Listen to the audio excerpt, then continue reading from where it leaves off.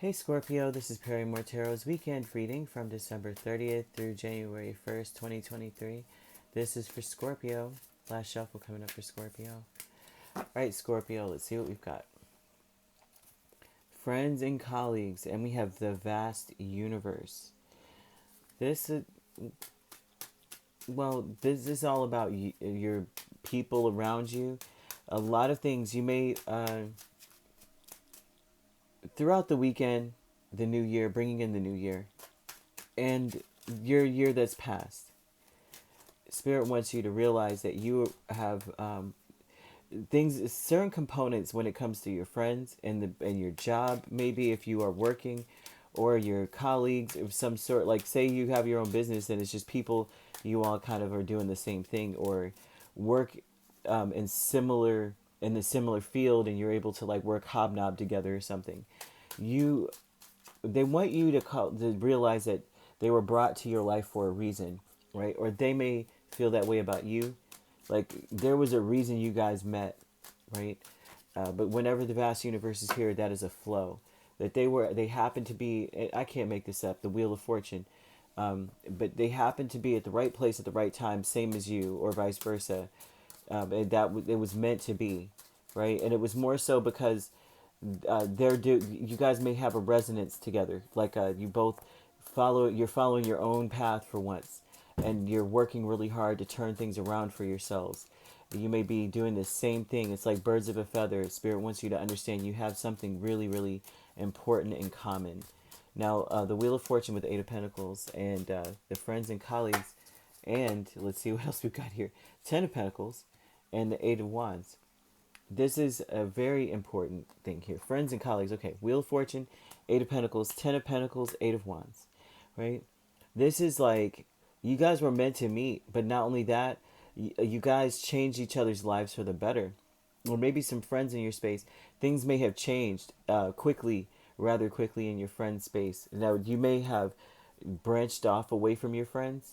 You may have been long-standing friends too with the Ten of Pentacles, or you've made new friends and you're building connections with new people, but these are relationships that are built to last. But there's something here about maybe realizing that you like where you're headed and how things changed for you is like it rapidly sets you apart from your friends or your colleagues rapidly. Like, of course, it's not like personal. I'm not seeing something that's like, I don't want to work with them because they're so jacked up.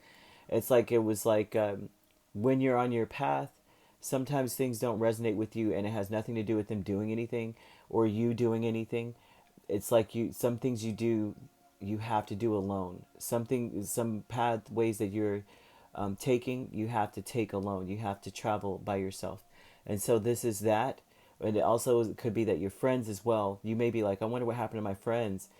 Why did they, what happened to them? And they're going through that same journey. Okay, so there's also a call to the fact that you have been placed in people's lives for a reason. The reason also could be too that you are all striving for independence at the same time, and you all are helping each other to achieve that together. Vast universe with the Hierophant and the Ten of Swords. There's a lot of endings that occur, but it was meant to be to free you to get on your path. So if there were any endings throughout this year, right, especially deep betrayals, the reason for this is because the Hierophant is actually your complementary energy, right, Taurus. It's about you would not have gone on this path had they not deceived you or betrayed you this deeply. As a fixed triplicity, I'm one as well, so I get it. As a fixed triplicity, you will stay very loyal to something, even to your detriment. Even if Spirit's saying, like, I feel like the fixed signs coined the phrase, if loving you is wrong, I don't want to be right, I'll follow you to the depths of hell type thing, wherever you may go, right? And Spirit's like, nah, not so, not so, right? We're going to have to end this because if you don't end this, you will never be on the path that you're meant to be on. and you're needed in some form or fashion or some capacity here. So they introduced this Ten of Swords, which is deep betrayal, something deep that stopped you from going in that path so that you could be redirected to where you should be. Okay, so a lot of this throughout the year, if you reflect, you'll be like, why did they hurt me that bad? Why did they do X, Y, Z? And it was because Spirit was like, you wouldn't have walked away if we didn't hurt you. Like, you made it that way because you're so stubborn about staying there. So that's what they have here for you with that. Ascendant Masters with the Knight of Pentacles and the Eight of Pentacles. This is about making positive changes in your life. You've learned so much. It's taking you a while to learn this too with the Knight of Pentacles. That means that it took you some time.